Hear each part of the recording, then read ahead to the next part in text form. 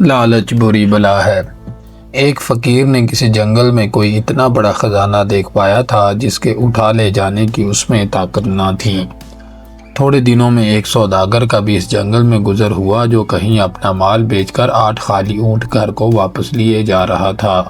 فقیر نے دیکھا تو سوداگر سے کہا، میں تمہیں اس شرط پر ایک بہت بڑے خزانے کا پتہ دے سکتا ہوں کہ جتنے اونٹ اس خزانے سے بھرو ان میں سے آدھے یا چوتھائی مجھے بھی دے دو۔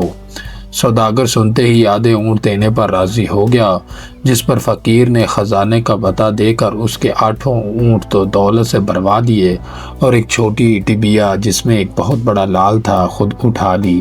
سوداگر نے روپے اور اشرفیوں سے بھرے ہوئے 4 اونٹ پہلے تو خوشی سے فقیر کے حوالے کر دیے، مگر دل میں خیال آیا کہ فقیر تو چوتھائی پر بھی راضی تھا، میں نے خواہ مخواہ نصف کہہ دیا، اب بھی پوچھوں تو شاید دے ہی ڈالے۔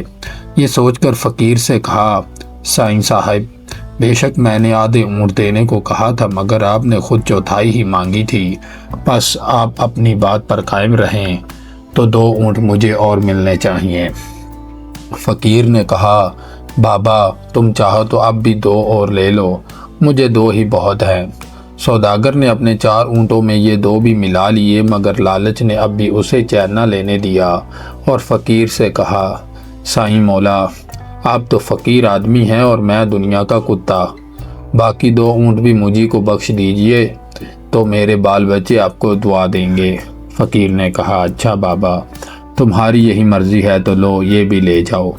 سوداگر سنتے ہی 8 اونٹ لے کر اٹھ کھڑا ہوا اور خوشی خوشی گھر کو چل دیا، مگر راستے میں خیال آیا، گو دولت تو بہت ہے مگر فقیر کے پاس جو ایک لال رہ گیا ہے، اگر وہ بھی مل جاتا تو بڑا لطف ہوتا۔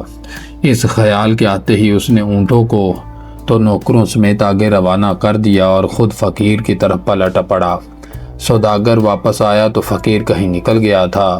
یہ لالچ کا مارا دن بھر ڈھونڈتا پھرا، اتنے میں اونٹ کہیں کے کہیں جا پہنچے۔ سورج ڈوبنے لگا تو بہت گھبرایا کہ جنگل میں کھاؤں کیا اور رہوں کہاں۔